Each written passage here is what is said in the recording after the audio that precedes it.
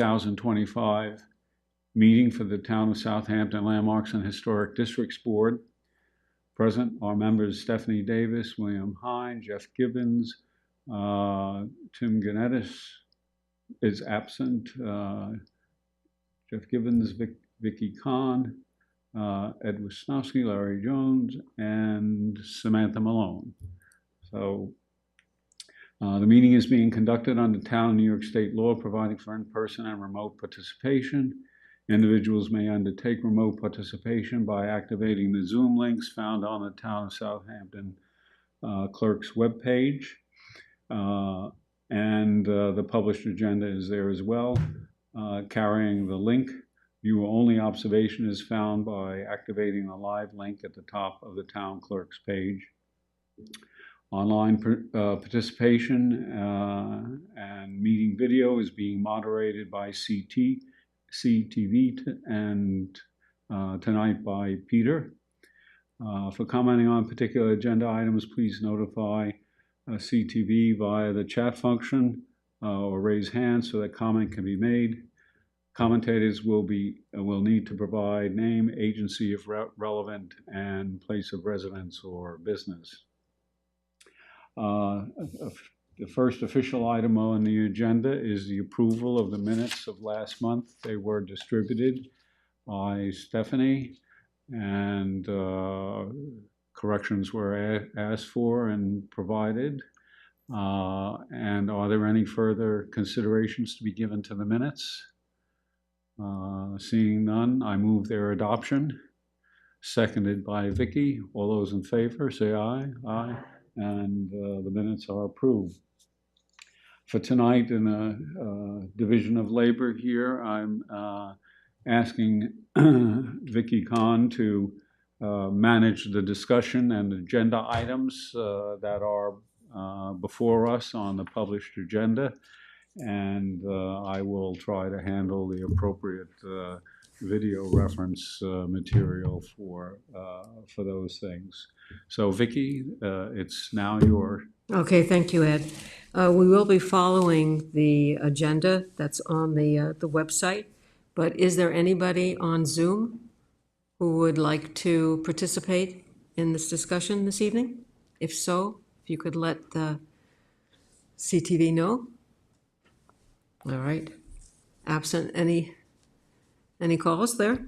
We'll start with the demolition permits. The first one up is 244 North Sea Maycox Road in North Sea, which is the proposed demo of a circa 1910 residence.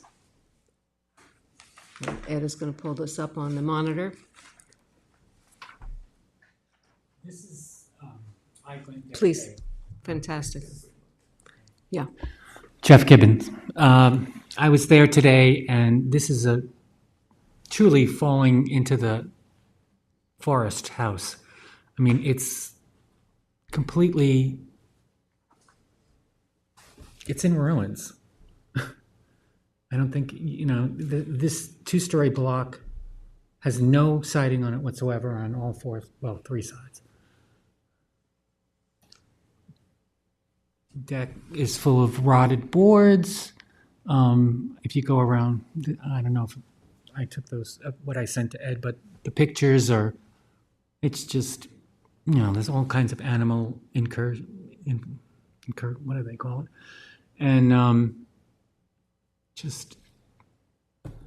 And it's not on any of the AKRB lists, no historical references. No. And I'm assuming you're recommending a no objection? I have no objection. Does anybody have any comments or questions? No? And that would be, pardon me? It's a mess. All right, it's seen better days, let's put it that way, right? Yeah. All right, we will make a recommendation then. So Do we need to take a vote? consensus would be. Do we have a consensus of the board? Yes. Yes? No objection. No objection? Second, okay. Very good. We will prepare that. Jeff, do you want to prepare that? Yeah. Okay, that's great, thank you. Moving on to 83 Sabonic Road in Tuckahoe, proposed demo of another early 1900s building.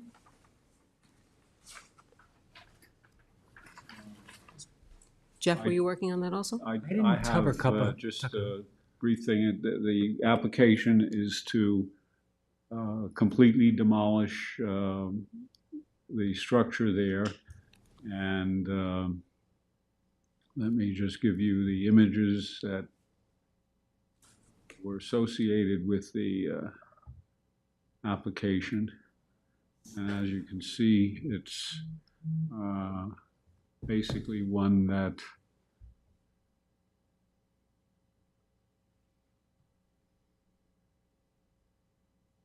let's see if we can go forward on this. Yeah.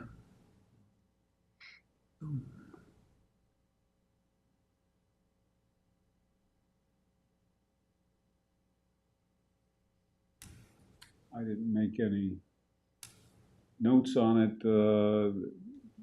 It's a one-story, circa 1929 house.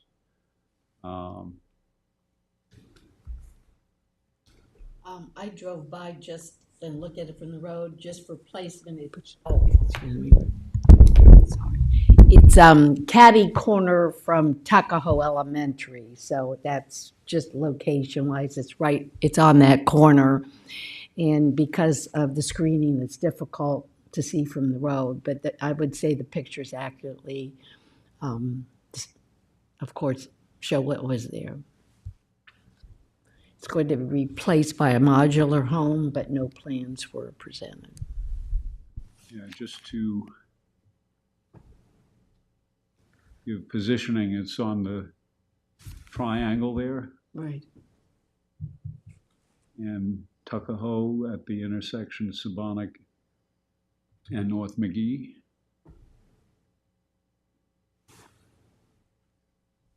And there's the school. So my sense is that there's no historic character that's of value in that house at this point. So you're recommending a no objection also? No objection. No historical reference. Does anyone else have any comments? Anyone on the board? No. Do I have a consensus from the board to make no objection to this? Okay, thank you. And I'll file the report. Thanks, Ed. All right, still in Tuckahoe, 111 North McGee. That's another demo. 52 Scotts Landing Road? 52 Scotts Landing, yes. I'm sorry, I missed that, yes. I went there again today. I've been in this house because about 2 years ago, I had a possible client who wanted me to look at it for what they wanted. And it's been completely remodeled from the original. There is nothing left of any original fabric. And then they did a renovation. I mean, it looks nice enough from the outside, but they did a renovation, and on the one side of the front door, they have a 45-degree wall, angled wall, to make a bigger master bedroom. But with a 45-degree wall, it just doesn't work. And that whole coating around the base is some kind of, I don't know, it reminds me of a mall. Well, clearly they didn't leave anything of the original No. structure. Just out of curiosity, were these renovations permitted? They were done over 2 years ago. I think they were Well, done still 2 years ago, they needed permits to renovate. well, I didn't check, sorry. Okay, all right. All right, but again, there's no objection to this. All right, if we're all in agreement, do I have a yes from the board as to no objection? Yes. Okay. Jeff, you want to make a note Yep. on that? Thank you. Okay, then we can come back to Tuckahoe, to 111 North McGee. Another proposed demo. Where is everybody? No visitors? I drove by it and didn't get out of the car. It's just a few properties up. It's a few properties north of the one at 83 Sabonic, and it's, of course, you can see it on Ed's. It appears to be a larger lot with a house up toward the front. It's couple gables, cottage cabiny, AYB 1925. I saw it on the 1930 map, not AKRF. And they plan to demolish the house, I believe, but not the garage, which has an AYB of 1940. Build a modular, no plans that I saw, but So this is purely a demo application in front of us? And there's nothing historical that you were able to determine? I looked at a few of the names. Pauline Gobrowski had it. It appeared to be like a little summer cottage. With One multiple, And in addition to it, it looks like So- also. kind of made with multiple parts. Yeah. Yeah, exactly. All right. Another, no objection from the board? Are we all in consensus there? Okay. We will not object to that. Susan, are you going to write a note on that? Do you want to write a note on that? No objection? Do you want to write a note, a no objection? No objection. Okay. And the last demo that I have on our agenda is in North Sea on 19 Harris Lane. Yeah, I was there today again too. Kristen Farrell, was married to Joe Farrell, the developer, must own this house because it's her real estate that's out in the front. It's been added on to about 18 times. I don't think there's anything. I mean, look at that window on the side. You should see what's in the living room. Some kind of column that comes up and goes this way and then goes. I mean, it was like, what is that? A hanging noose? Or like, It's eclectic, right? yeah, it's eclectic. And what is this a photo of? I'm not sure. That was opening to the basement. Okay. Next to it, there's a garage. The door was just wide open. So the entire property is being demoed? Yeah. There's a screen porch that still exists in the back, but I don't think it's too old. There's a shed.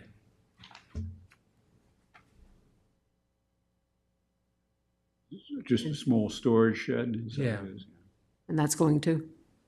Yeah. Well, I'm assuming yes. Any questions? It has nothing of any. This is whole site demolition of all structures, so. All right. We're all in agreement. Do we have a no objection consensus here? Okay, Who's going to do the response on it? Okay, Jeff will do it. thank you, Jeff. You're welcome. All right, moving on to construction permit application. There is a proposed addition to 93 Onek Lane in West Hampton. Steph, you were doing that? Yeah, thank you. I did a drive-by look at this house. It has an AYB of 1940, and there is a garage in the back with an AYB of 1950. What's proposed here is an addition. It basically almost looks like a separate structure, just connected to the dwelling. And it's going to be constructed essentially between the dwelling and the garage in the back.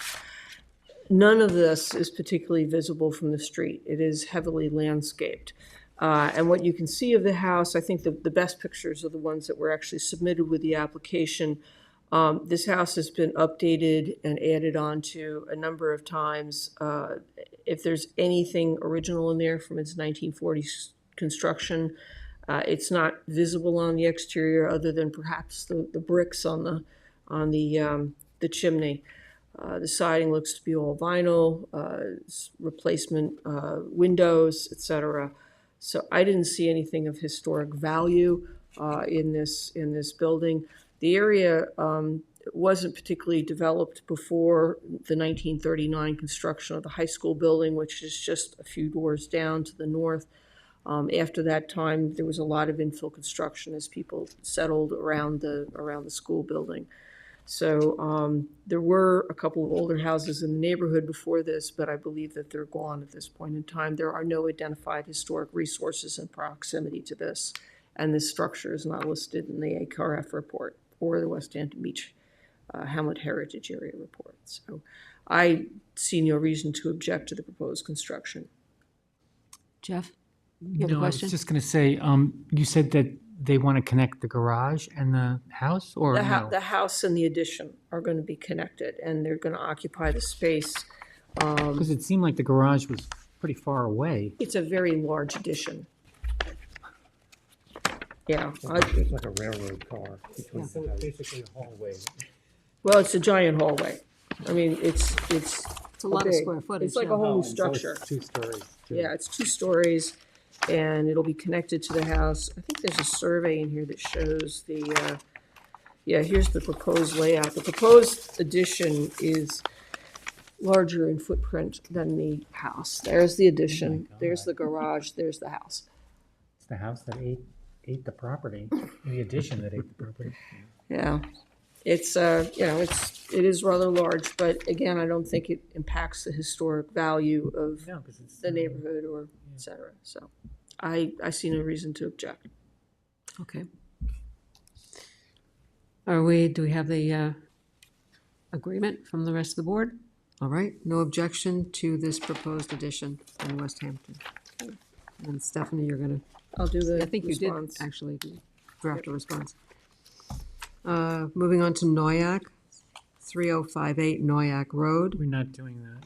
We're not doing this because it was really not warranted for a review. And we've so noted that. 1476 Scuttle Hole Road in Bridgehampton. Prior and proposed modifications. Okay, Lauren? yeah, this is for an application that has partial work done. There was a barn conversion done, and if I can.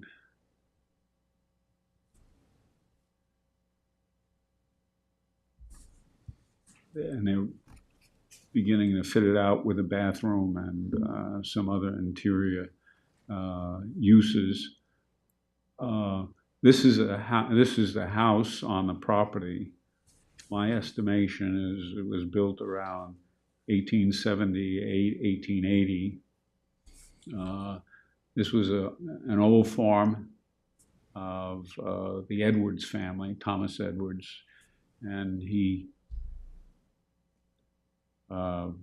bequeathed it to 2 sons, and then the one son bought out the other son, and the property became subdivided, and another generation of Edwards built a house next door. But this is the site of the original farmhouse, and this is the barn that has been converted for and renovated with the 8 windows on a south-facing facade, basically accompanying the pool that was installed on the property some time ago. I didn't check the dating of the pool construction for review. This is an interior picture of the barn. Let me see if I can just make the picture more full. Okay, and this is one part of the barn, and I think I might have had another. No, I didn't have another portion. But anyway, this is the interior of the barn, and this is the design floor plan of what they want to have approved inside, which really doesn't affect us. What affects us is the exterior, which has already been transformed at some point some years ago. This is the front elevation, and this facing south behind the house and behind the pool, not visible from the roadway at all. And this is the north elevation up against the property line, not not visible either. So with respect to, the work and what is being asked for, one, it's approval of work done, which I would say might be noted in the response as something that shouldn't be occurring, and no objection to the interior work that has accompanied the application for us. In effect, no objection, but with a criticism. A little remark there to the building department. I'll Yes. send a response that way and Yeah. do it, okay. Any other? Stephanie, did you have another? No, I think that's a good response. We're all in agreement? Yep. Okay, thank you. Thank you. All right, I don't have any other construction permit applications, but we do have some remaining referrals. A couple of them have been around for a while. This pre-application for 240 Halsey Lane in Bridgehampton. It was for a two-lot basically, subdivision yes. that we've been, yeah. Referral is for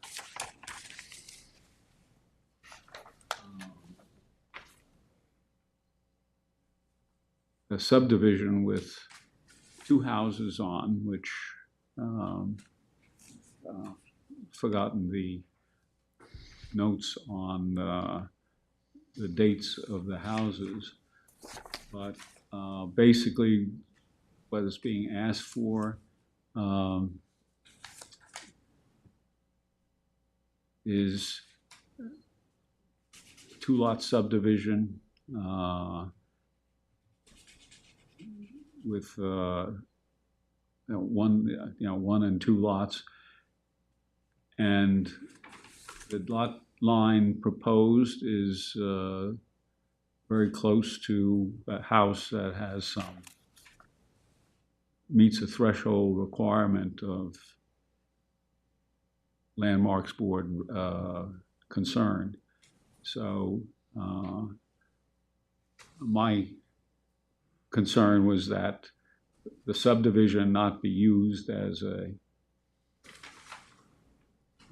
rationale for demolishing the existing structures that are there. Much of this is irrelevant material. Let me try to shrink the plan document down to visual size here. Yeah. This is,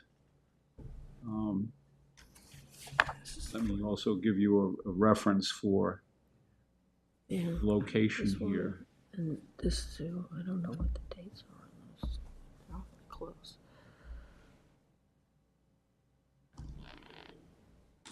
Okay. So, as you can see, this is an area which now is kind of on the edges of a lot of agricultural land that is being preserved. And this was once agricultural land, but has now been developed and utilized. And this property would, as you could see in the design, this property would separate out this residence from this residence here. What street does the access, what is that road? I don't know, Well, the straight one is Halsey. This is Halsey, Right, which runs into the village, right. Montauk Highway, eventually.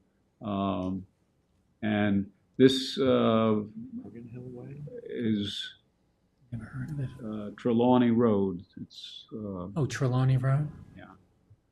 and as you can see, it's It says private. runs off and Okay. Let's make it basically ends.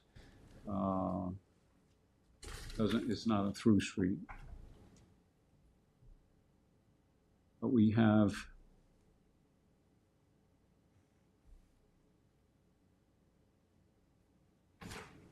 just this concern, and I would say that the response to the planning board reflect a concern that the property lines for the two lots not be drawn in such a way as to endanger the existing structures. But there's nothing in the paperwork that we've seen so far that indicates that either of those structures are going to be Right, there's impaired or sometimes demolished there's or, an indication on yeah. the site plan that, says to be demolished, but I didn't, But there was nothing on these drawings. Any other questions, comments, suggestions? Okay. Okay, I think then that will be, the board is totally behind you on that, Ed. and also just on the response, the note to be made that, any appropriate building department application for changes to the buildings Should would come have to to our be board. referred appropriately to the landmarks board. Okay, sounds good. So I'll do the response then to. Thank you, Ed. vote on that, okay. Stephanie, did you want to talk about the 40 Main Street cell tower in the church there in the village of West Hampton Beach? Yeah, this is a request from, it's an invitation to comment from a consultant for T-Mobile Northeast. What it's proposed to do is to install a telecommunications equipment in the steeple of the church, the St. Mark's Church in the village of West Hampton Beach. There is existing, as I understand, telecommunications equipment inside the steeple already, and the proposed equipment would not be visible from the exterior of the building. While this is in the village of West Hampton Beach, the incorporated village of West Hampton Beach, which is essentially out of our jurisdiction, Ed reminded me that we have the Performing Arts Center right down the street, which is a town landmark, and we have the Governor Dick's Windmill right across the street from this church, which is also an identified town designated landmark. So we need to send a response back to these folks to indicate that we've reviewed the application, recognize the historic resources in proximity, but I think the response is that the telecommunications equipment as presented in their letter should not have any visual impact on the historic resources in the neighborhood. So, Sounds good and sounds appropriate. any other comments? If not, I will respond. Any other comments? We're all good? I think that's right. Sounds good to me. All right, we have several pending landmark applications. 1040 Flanders Road, do we have an update on that?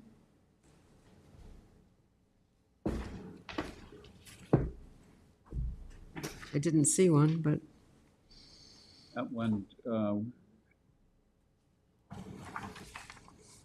was done, was that prepared for? I thought we had just made some design recommendations on that.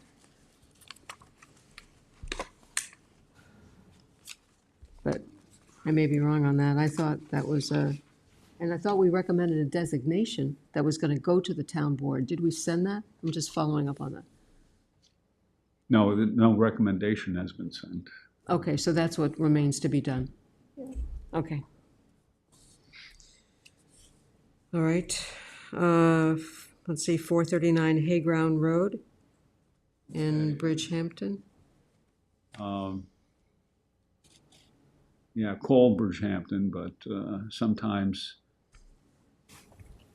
referred to as also Watermill. Sometimes as Hayground. So it's 439 Hayground Road. This is a house that has an AYB on it of 1760. It had been portrayed in local historical work by town historian William D. Halsey as being built in 1793. And I went to check that out.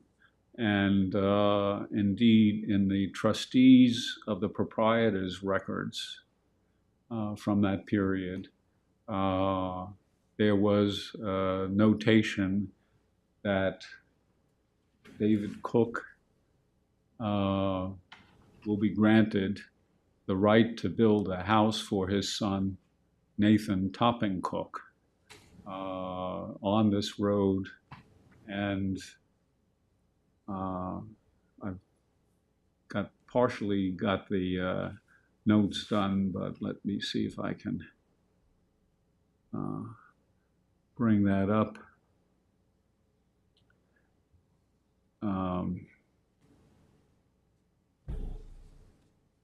It voted and ordered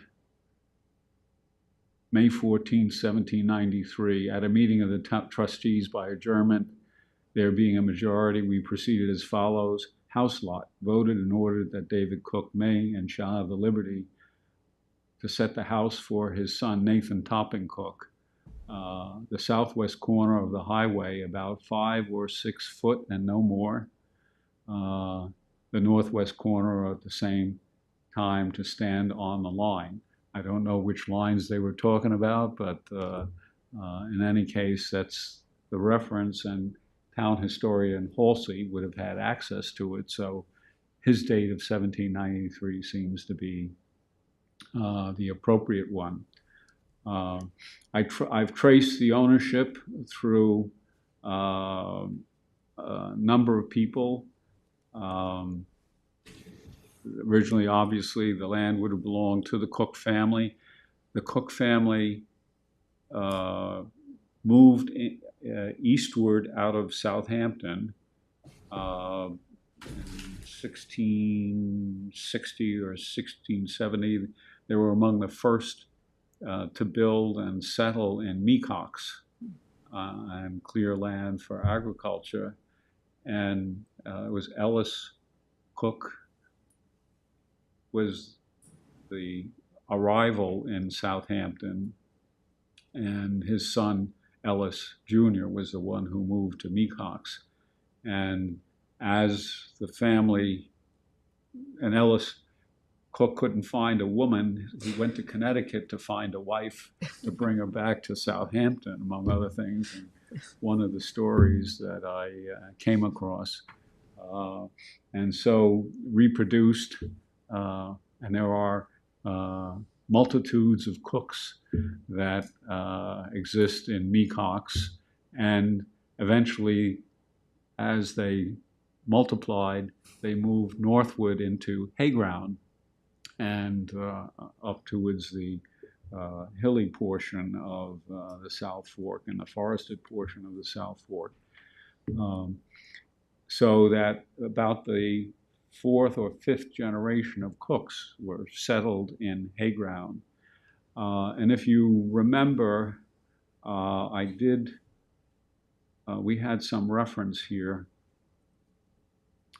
from our last meeting, which talked about a house on Cook's Lane, 393. Mm-hmm. And it was ostensibly, I think the AYB on it in the assessor's record was 1690. And as much of the inspection that I did, this was at our last meeting, and it seemed to be about 1830 or 40 that the house would have been built in its original volume and added on to later. And that house was further up Cook's Lane here, belonged to the son of Sullivan Cook, his other son, John Rogers Cook, had the house we talked about last time. So that's off the map here. But Sullivan Cook lived here. David Cook was a blacksmith, lived here, and then the house here on the corner went to his son Samuel, and then went to Samuel's son Albert Gallatin Cook as well. A house in between here belonged to Joshua Halsey Cook, who eventually went bankrupt and bought out by his brother Nathan Topping Cook eventually, who was had his house right here. The house that's the 1793 house that we're talking about. Nathan's sister, Mehitable Cook, married Colonel David Haynes, who was a fairly significant figure in the military history of the Southampton town, and their house was located there. I assume Haynes married into the property of the Cook family at this point. And the subsequent ownership of Nathan Topping Cook's house was Allinson Cook, who was something of a crusty old farmer and very civic-minded, very prohibitionist-minded, and extremely active in the Presbyterian Church of Bridgehampton, which was a power center in the late 17 and early 1800s. Nathan Topping Cook originally got involved with that, then his son Allinson, who was a farmer. And in the 1880s, Allinson wrote anonymous letters to the Sag Harbor Corrector, detailing the early history of Bridgehampton and talking about the days when the soldiers would be training on the militia grounds in Bridgehampton and then going to the Bull's Head Tavern to drink. And he clearly held a very dim view of that and of a lot of other things. He was a very moralist preaching element. The articles are wonderful to read. They're rather lengthy, but they do give a picture of attitudes and period information for the curious.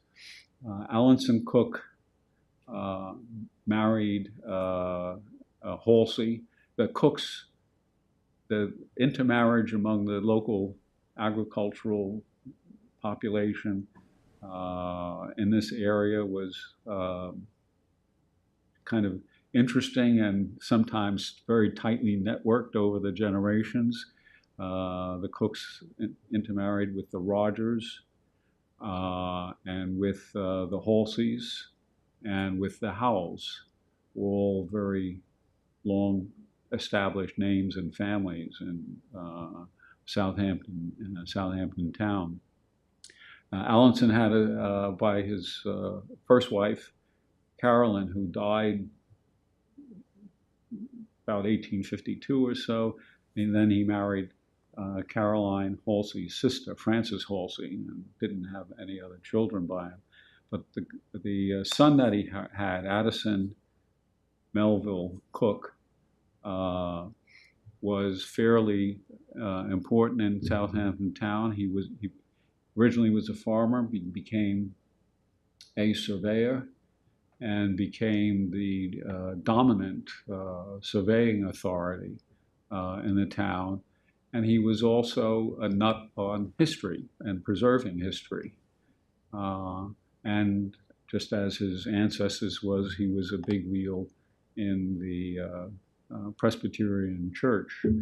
Among the things that Addison was involved in was the establishment of the Hamptons Agricultural Society, which would put on the farming fairs of Southampton town, starting in about 1872, 73, all the way up to about 1890. Originally he was treasurer, and he became president of the Agricultural Society for those displays. Let me see if I can give some other information that might be of use here. Let me just go back to some of these articles to give William D. Halsey quotes a letter from Addison Cook, the surveyor we were talking about, who died in 1924. He wrote a letter to the New York Herald, and I tried looking for it, but I couldn't find it, but I only have Halsey's. But he talks about knowing Captain Sylvanus Halsey, who served in the war under General Washington and became head of the local militia company. So when he was 4 years old, he played with him. So he talked about attending the funeral and about the aftermath of Halsey's Revolutionary War service in terms of pensions and so on. But in any case, that gives you a sense of what his historical consciousness was, to be able to report that, knowing a Revolutionary War soldier in probably the year 1922-23, when that letter would have been written. Here's the death notice, late of Bridgehampton, Addison Cook. William D. Stutes was his son-in-law. He was a dry goods salesman for the Marshall Field Company in Brooklyn. His wife, Carolyn Halsey Cook Stutes, received the inheritance of the property when he died.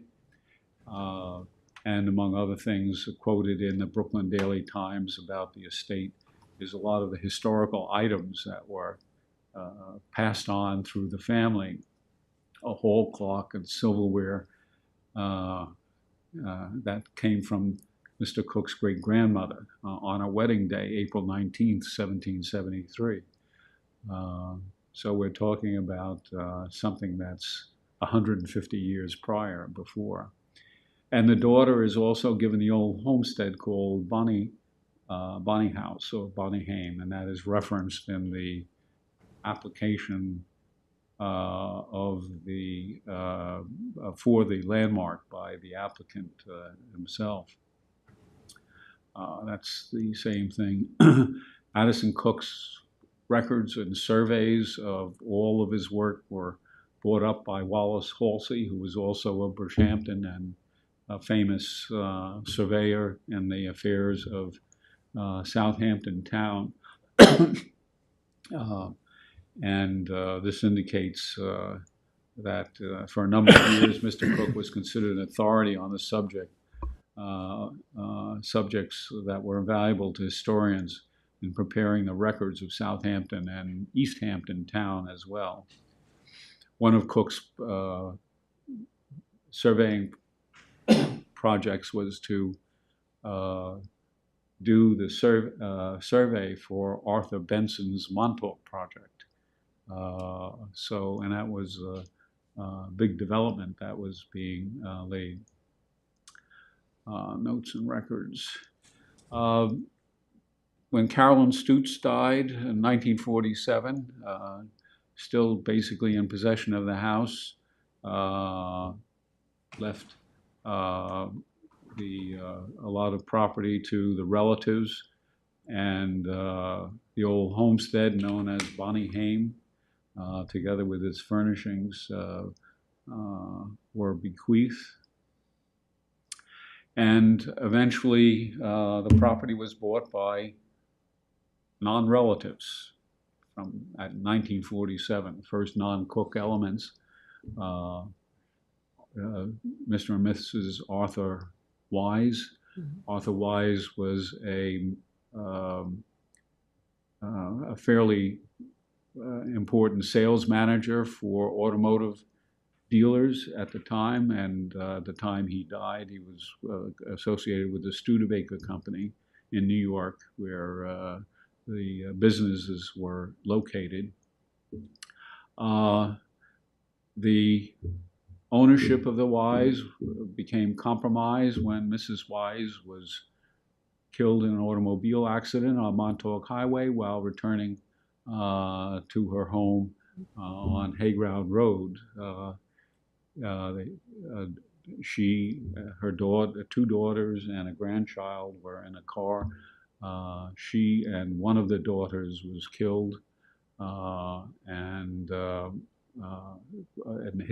hit a pole on Montauk Highway. The relatives of the Wises sold the property to Seymour and Joy Litvinoff, who did some subdivision of the property from the farmlands that were still associated with the basic property. As you can see from the Daily News, this article, East Hampton, Mr. and Mrs. Seymour Litvinoff are starting a Cook's tour of their own. They're searching for information relating to the Revolutionary War history of their newest acquisition, the old Cook homestead at Hayground near Watermill. Not unusual for the newspaper to pun on the content of the story. And that was in 1963. And they generally held the property for until 1976, when it was sold to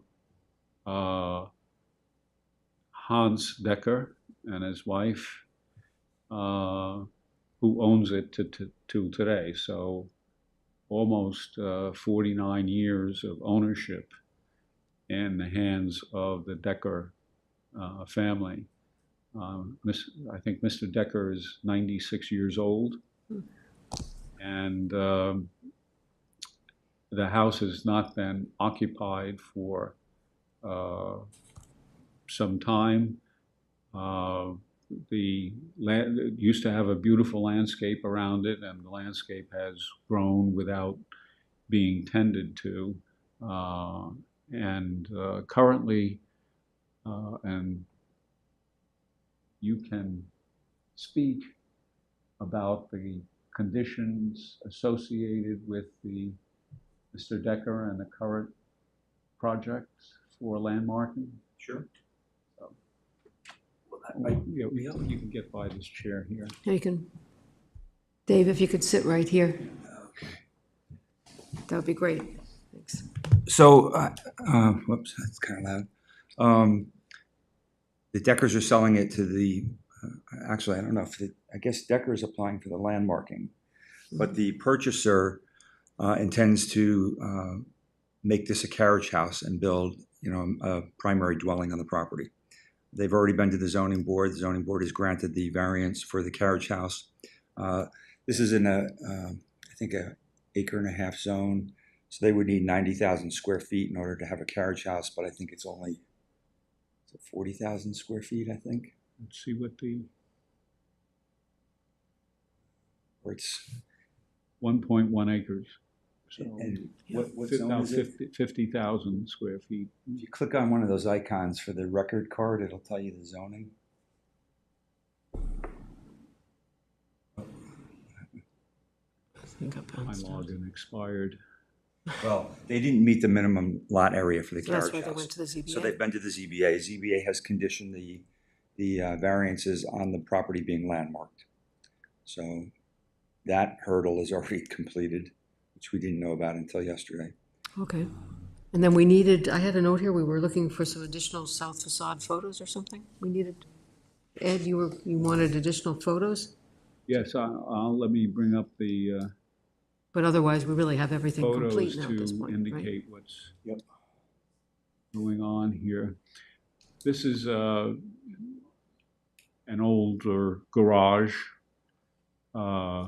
This is an operating sliding door on the garage on the property. This is an operating door. This door is nailed shut. I took these pictures this morning, so I haven't gotten a real chance to sequence them. This is looking from the north side. As you can see, the grass has grown up, and it was damp. I was a little worried about tick populations while trekking through this area here. But this is looking at the rear addition, one-story addition at the house, which has a gabled roof. We'll get better look at it. And besides this, on the north part of the house, you also see that there is a shed-like, there had been shed-like additions added as well, all kind of difficult to picture because the constant presence of shrubs and bushes didn't allow me to get enough picture space for again, and the arbor had been built over the rear part of that L. The shutters are certainly not historic in character on the window there. This is on the west portion of the house. This is the typical kind of window to be found on the first floor. The leaf material, etc., has gotten in between the screen and the lower sash of the double hung windows. There are shutter pins that are there. No shutters on this. Periodically, you'll see on some of the windows there'll be single shutters and others with no shutters at all. Old type shutters with the movable slats that open and close.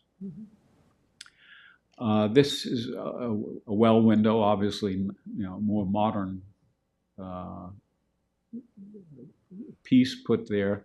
The awning window was open in there, and I could see that animal presence was to be found getting in there and would need to be addressed fairly soon. This is that same west-facing, road-facing facade of the house, seeing the one-story addition to the original volume here. And here you can see, more of an original, a shutter, more of original character. The house sits on looks like it sits on a concrete, poured concrete foundation. So I don't know whether it had been, lifted or done sometime, not of modern condition. And of course, the shingles come almost all the way down to the ground. So we couldn't get much of an exposure there. Second story windows.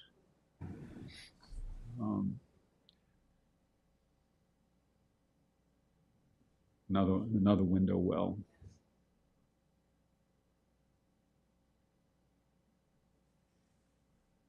And outdoor furnishings that have not been utilized for a period of time. As you can see, some very nice fruit tree blossoms. The front door, first there is a covered entryway on the south facade, and clearly these posts are late 18th or late 19th or early 20th century styles. The door, this molding may have been original to, not quite sure whether that would have been the case. Obviously, that front porch with the benches, a later addition. So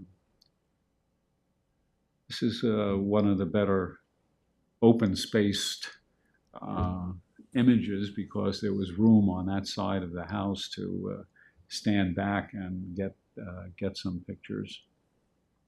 Interior chimneys. You can see 8/8 window here, 6/6 window here, indicating some change. But obviously the change, major change here is the entry doors for the house on the lower floor from this grassed-in area. This is just a contemporary picture of how the house looks quite beautiful with the flowering trees there. And on the third level, or the attic level, what was the layout of those two windows? Were those 6/6s? I can't really see that. These are 6/6 at the end. Bottom one's 9/9. The lower. Yeah. Yeah, 6/6. But interesting to note that the exterior features of the molding, it doesn't look old. Looks like it might have been redone at some point in time. There are no shutter pins on the window exteriors there. Is that exposure of those shingles, is that 12 or 13 inches? Is it a big exposure? It's a fairly big exposure. I don't know if it's 12 or 13, but it was more than I think the usual contemporary exposure. Then generally the shingles seem to be, for the most part, still in fairly good wear and good weather for a while. As you can see, the window boxes are somehow got grass seed in them. Yeah. And just again to note that this window has shutter pins for the hinging, and this one doesn't. What it does have is clips for screen for the lower sash.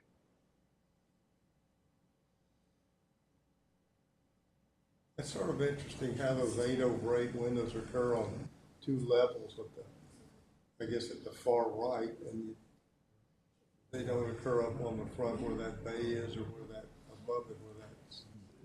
Well, the others may have been replacement windows at some point. What? May have been replacement windows at some point. Given the age of the house, I mean. And here you can see from the east side of the one-story addition on a rather large chimney for a small volume, but in any case, Was that a kitchen in there? In the addition there? That would it justify may a be, large fireplace? I We couldn't get inside, couldn't yeah. get inside. There are some interior pictures I'll show in a moment that came from the better days of the house that might give an indication. But clearly you can see this is some after effect for the original volume. Just pictures of the concrete at the lower end of the base of the shingling. An open window. This is a swing window that kind of was surprised to see, but and the patterning of the windows also indicates some over the years renovations that were involved.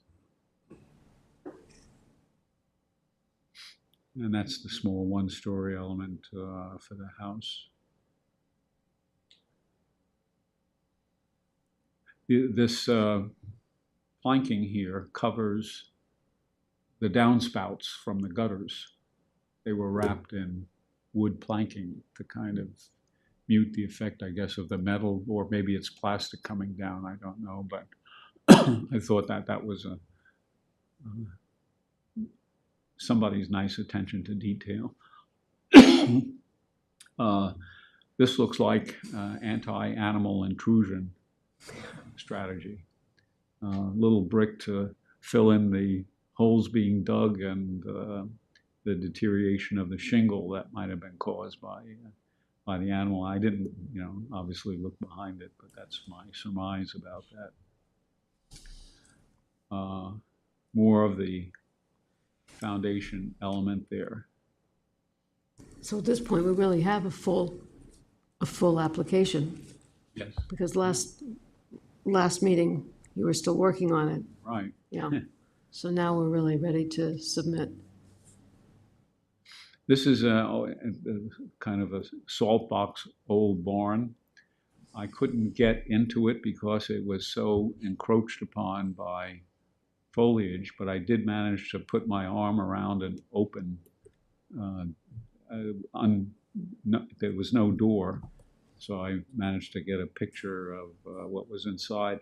It looked, given the mattress and plastic bottles, it looked like it might have been used for a homeless shelter at some point in the past. I don't know how recent. The bottles did not look, plastic bottles did not look too old, the empty ones that were there. And that's the door that I stuck my camera and hand around in order to get a picture. So this is the entryway. The entry has these two pillars. There are two sets of pillars.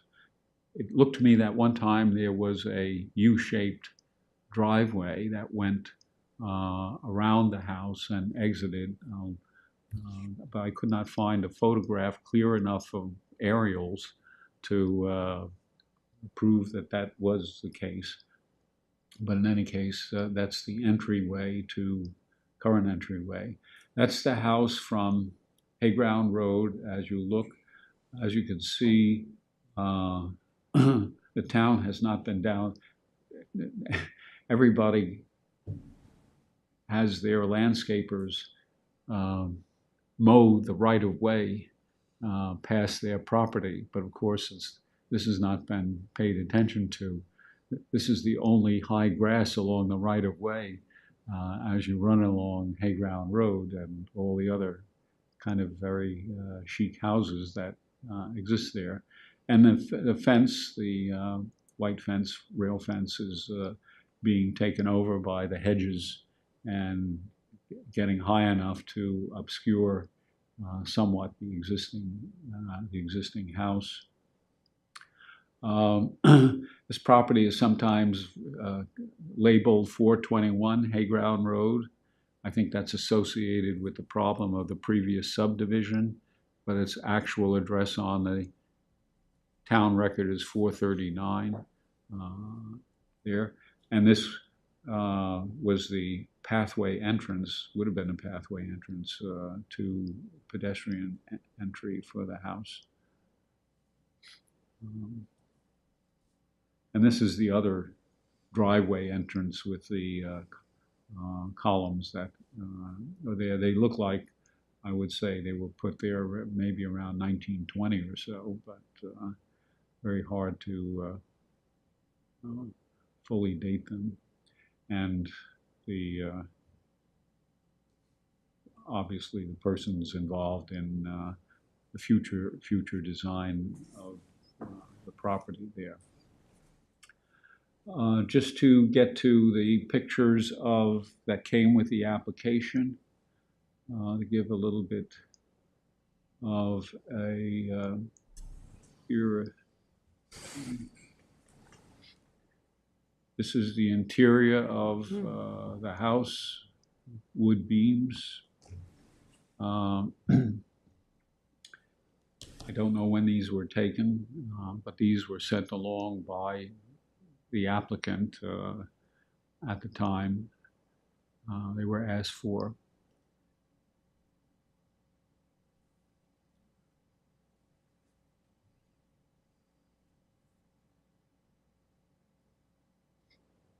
And here's some classic old architectural framing.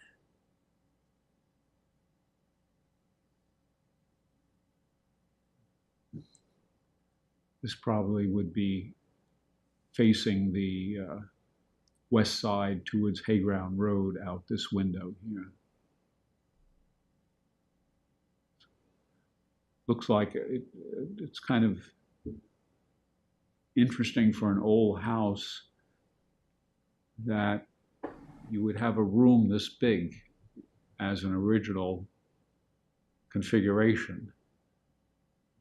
Seems to me that the rooms would at some point been much smaller in size, and that this is a modern feel for the space there. That is the picture that came with the application, clearly showing mowed grass and the landscape in much better shape than it was when I was there today. So those are the pictures. One of the things that is involved here is the question of who was Nathan Topping Cook, for whom the house was built. It turns out that he originally started apprenticed as a woodworker and made wagon shafts and other local artifacts for use. And then he was a furniture maker. And his account book of his business, which involves doing a lot of things, is in the Winterthur Museum in Delaware. I don't know if you're familiar with the Winterthur Museum. Yeah. Stephanie, do you know about it? Years ago. So, but it's a museum that has its focus on the decorative arts in America. And because he was a furniture maker, somebody somehow got his account books from the period of time he was alive and in business from 1790 or so up to 1820. And so we know about that part of his activity. But then after, he kind of put the furniture making business aside and he became a house builder. And he built the house for one, I think it was for an uncle or great uncle in Mecox, a John Cook. The house doesn't exist anymore. William D. Halsey said it burned down in 1921. He built the house for Dr. Rufus Rose. I don't know if maybe Susan remembers Dr. Rufus Rose, who had that house and that was built in 1804 on New Light Lane in Hayground. And that house became of such interest that that his house for John Cooper was built according to the Rufus Rose model and had all of that conditions set in the contract, which William D. Halsey provides quotes from. We don't know where the original papers are. The papers probably were kept in the family and disappeared with the family, but William D. Halsey managed to capture it. And he was very familiar with Addison Cook as for his historical work as well. So Nathan Cook was known as a furniture maker and of significance enough to be at least paid attention to by a museum, and was known as a house builder. He also built a house for Hedges, I think, in Sagaponack, Deacon Hedges, which is, I don't know if it's the original Homestead House, but it was also mentioned in the account books that were quoted by somebody. So that's about Nathan Topping Cook. So Ed, there's Winter had quite a few collections of people's books that they kept when they made furniture. So they had at one point all the Domini's stuff was there, and before it went to the Smithsonian American History Museum in Washington.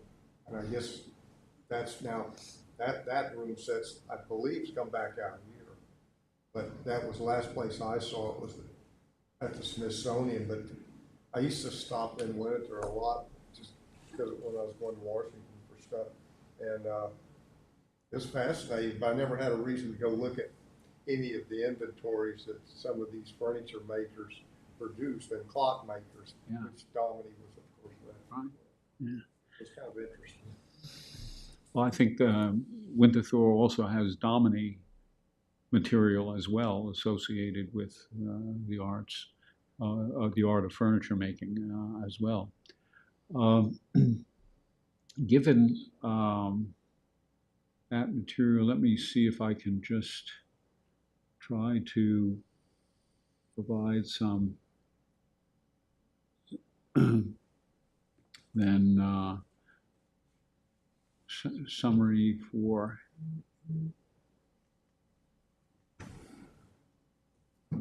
this, and if you are willing to adopt any recommendations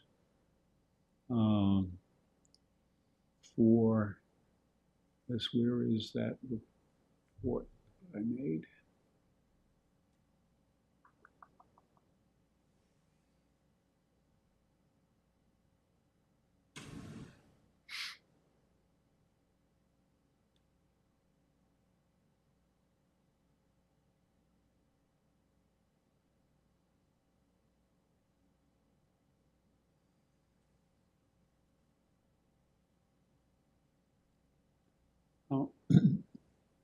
Well, I had started to try to put together what might qualify for landmark recommendations for this house. And my assessment was that, the first one asked, does it possess special character or historic or aesthetic interest of value as part of the cultural, political, economic, or social history of the locality, region, state, or nation?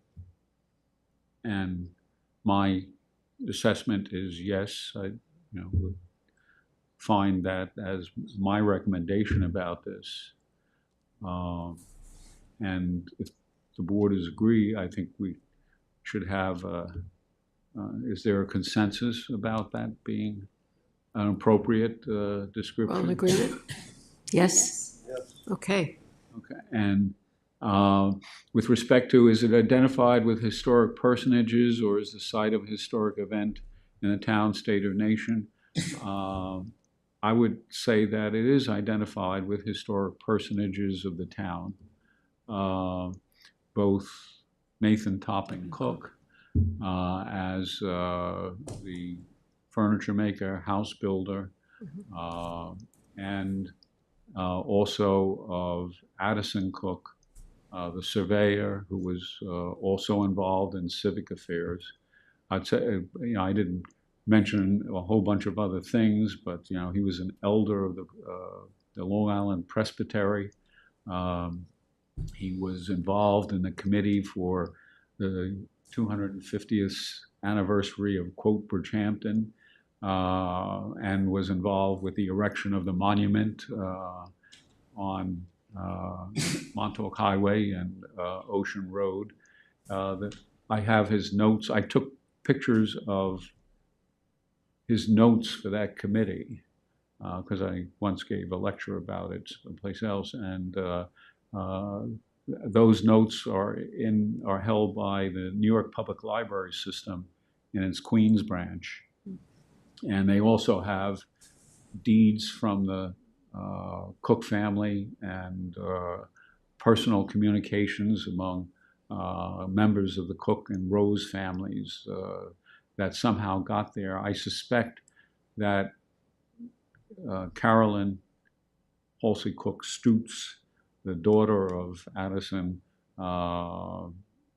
maybe not so historically minded as her father, and because she lived in Brooklyn most of the time and only resorted out here, that she probably sought a place for those materials.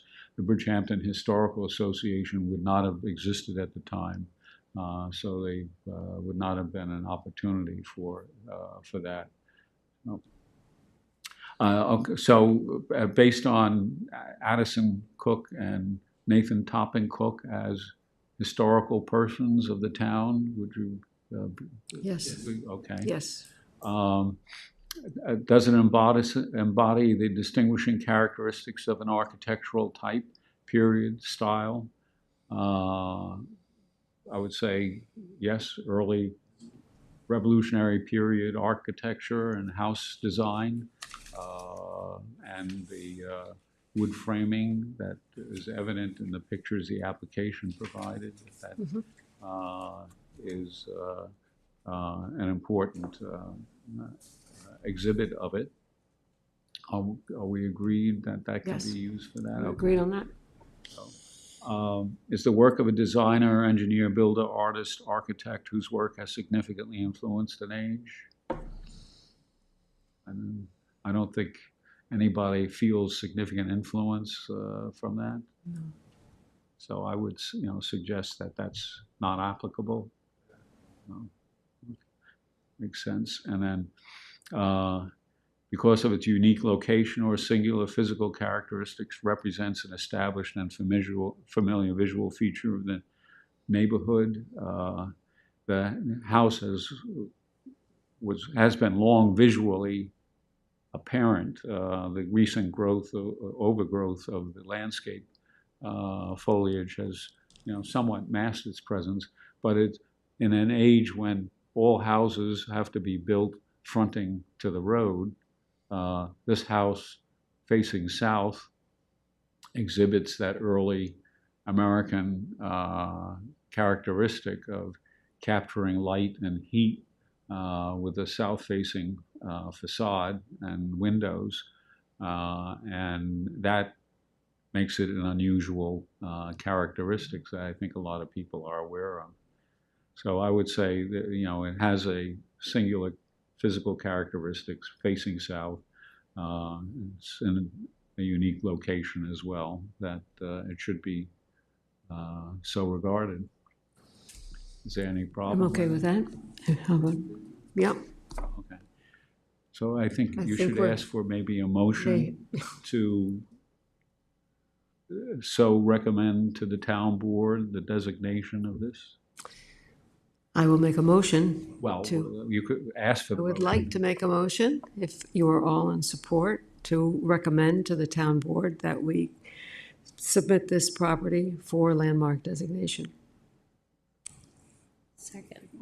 Samantha Second. moves, Larry seconds. All approved? Aye? Okay, Aye. there we go. Thank Okay. you. So Great report, another business item. very comprehensive.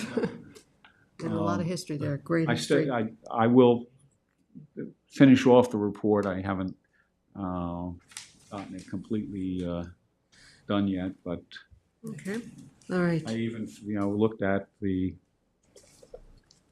taxation of the Cooks in Hayground. Nathan Cook's real estate In 1801, the house was $860 value. His personal savings were $75. The tax he had to pay the town was $1.63 for all of that. So, and just to give you there were 546 persons as taxpayers. Of course, that would be the property owners you're talking about Right. at the time. Total value of the real estate, $507,000. Oh, wow. About $95,000 in the pockets of all the people in the town. And the total tax thereon for the town, $1,054.54. Can you imagine running? And most of that would go for the poor. Where? The poor. To the poor. That was the big expense for the early town. Fathers was taking care of the poor. They didn't have roads to pave. They did have to pay people to, round up the wild cattle or cattle that escaped from somebody else's pasture, things like that. But it wasn't a whole lot to be working about. So That's great. Thanks. and just as a little tidbit, I've forgotten about this. This is the recollections of Bridgehampton from the Sag Harbor Express in April and May of 1886, written by Alanson Cook, the father of Addison Cook. And he talks about living in a house. I cut the article off because this was just for, and it's signed letter from an invalid. All the articles are signed that way. And I spent some time tracking down the references to figure out who the guy was, and it was Alanson Cook. But he says, when I was about 3 years old, 2 families lived in my father's house, Nathan Topping Cook. One of them consisted of father, mother, and daughter. The daughter, MCH, might be a Howell or might be a Halsey, I'm not sure. But MCH was my first playmate whom I can remember. And the article goes on with some other descriptions there. But I just thought it was interesting that 2 families would be living in what would be a relatively small house like that. But I also found references for other houses of the period, which often had, when they were willed to a sister and a brother at the same time, so that 2 families would be living there until other conditions might warrant them to change. But it was not an uncommon thing. So All right. I would say also Addison Cook, appointed by the Board of Supervisors of Suffolk County, Shellfish Commissioner. He was trustee of the Hampton Library, which was the most important library east of Brooklyn for well onto 50 years, and had been involved in other types of activity. So, in any case, Excellent. Thank you. so you'll be getting Thank you that very along much. the way. Okay. We need to follow up also, Dave, on 292 Majors Path, North Sea.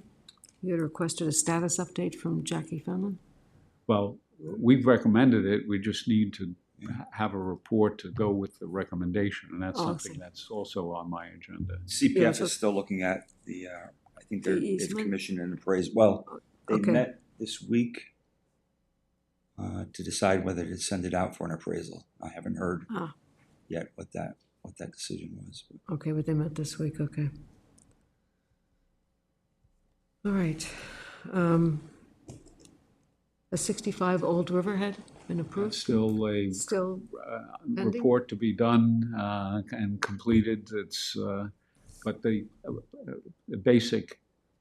acquisition of the property has taken place, so it's not a time-sensitive Right, event. right, exactly. The Stony Brook Southampton windmill. I think that's still under discussion. 11 Walnut Avenue, East Quogue. It's another easement offer. Yeah, there's an easement offer been made, it's under consideration. Still, Yeah, and CPF has got through the insurance. I'm sorry, check your mic. I'm sorry. Yeah, the easement offer is, as I understand, has been made. It's under consideration by the property owner. And the town has resolved the insurance issues that plagued a couple of these easement offers. that's great. I think we're in the same situation for 149 South Country Road too? Same thing, right? And then 29 Dock Road. Yeah, they requested, we made a recommendation for a landmarks maintenance award back in 2023. They did not get the work done in 2024 because they were waiting for their easement from the town. They got their easement, as I understand, in November of 2024, and they requested that we extend their landmarks maintenance board award for another year so they could get the project done. I don't know what the status is of the project. I have brought it up once or twice with the owner, but I don't know if there's any progress yet. Okay. Sorry, Jeff? I just Oh. was asking clarification, was that the Tina, was the? Yes, yes, exactly. It's been on the agenda for a while. Other matters? Historic landscapes? I don't even recall what that was, actually. Anyone recall, were we considering historic landscapes?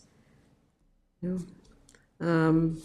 We have, lest I not forget, very nice. Please join us ribbon cutting ceremony, July 2nd, for the Dick's Windmill. Thank you for printing that out, Bill. Do we have any other items? I have nothing for CLG.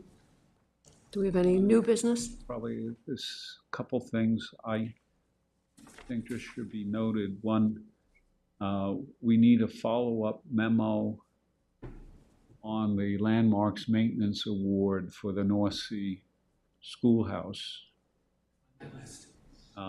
to certify that it was inspected, that the pictures that were taken by so-and-so, and that it's completed. I promise I will get to it before our next meeting. And I'll send it to you Okay, to review. okay. I'd like to thank Dave for pursuing that, a little award there so that we can actually do that summer course, NAPAC course in August. So if you pay for it, you can get reimbursed. I think it's August 20th and 21st. So I think that What sounds is like. happening? I might need to check on how many were Okay, authorized. well, let us When know. I sent it to Janice, there were only 4 people. Okay, I would participate. I didn't respond, but I would participate. Okay. 5. Okay, anybody else interested? Okay, Yeah, it looks like a very good, it looks like a good program, exactly. Since it gives a window of time for, as Tim pointed out, it gives a window of time to review the videos of the sessions and so on, that gives flexibility for. Exactly. Yeah. Exactly, because summer's always a difficult time. By the way, most of these do have recorded videos with them. So the Yeah, ones but I it's- participated with in, I can go back and review the no, video. this one's only good for 90 days after. Oh, it after is? the- Okay. Yeah, some of the other ones I think are up there for good, so. This one also gets AIA credits, I think, too, Yeah. right?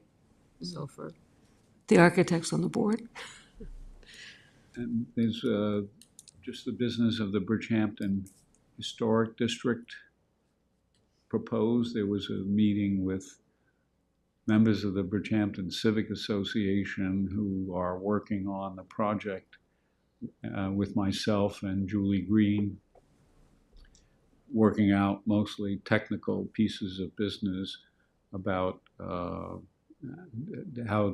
to configure the district and its description, and how to process the data that would be associated with the list of properties, and so it was mostly technical types of questions that were involved. But the process is that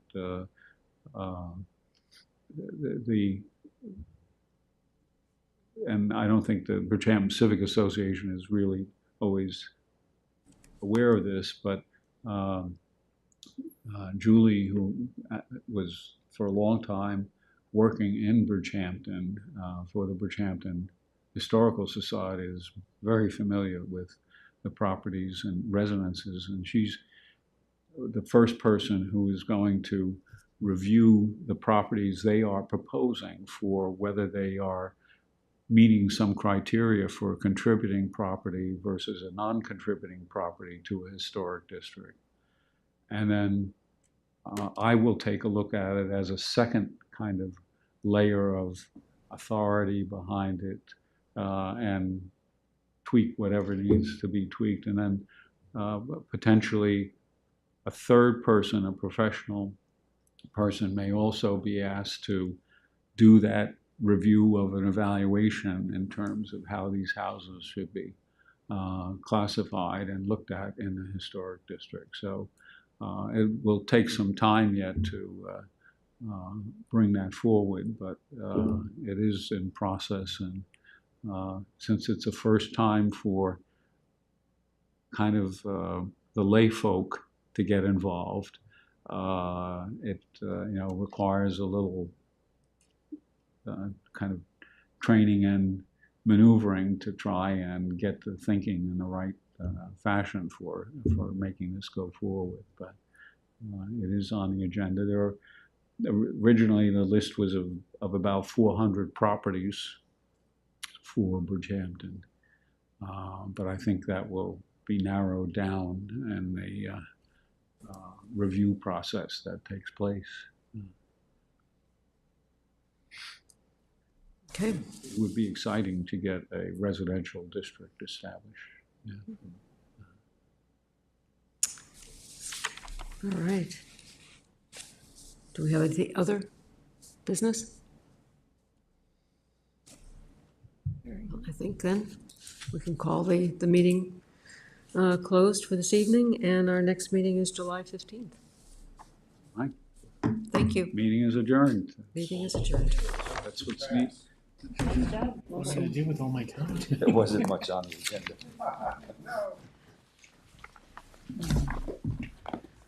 My dog will be happy. She's really getting old. She can hardly move around. I have to help her onto the chair. Yeah. And when she goes down the steps to go outside, it's like, forget legs. Time to build a ramp for her. I got a ramp.